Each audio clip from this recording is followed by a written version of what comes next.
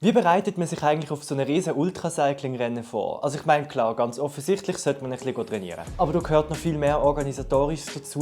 Die Routenplanung ist sehr wichtig. Man muss schauen, fährt man auf gefährlichen Strassen, fährt man unnötige Höhenmeter. Wie ein Raubtier den Hügel in Angriff nehmen. Man sollte sich auch gut überlegen, was man für Ausrüstung mitnimmt. Vielleicht einmal Proben packen, das Equipment testen vorher. Da gibt es so ein bisschen Variante Louis. Morgen ist das Rennen.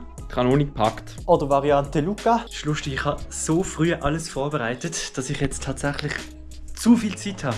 Ich habe jetzt mein Bett neu bezogen, dass ich ein frisch bezogenes Bett habe, wenn ich heimkomme.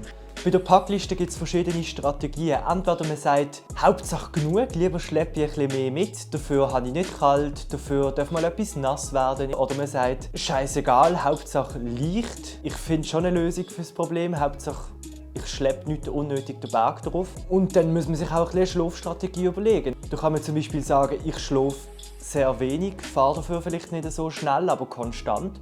600-700 Kilometer ohne Schlafen, easy. Oder man sagt, nein, ich schlafe genug, ich schlafe vielleicht 5-6 Stunden in der Nacht. Dafür fährt sich dann der Tag durch einfach durch, weil ich genug Energie habe. Das sind auch einfach ganz verschiedene taktische Entscheidungen, die man treffen im Vorfeld.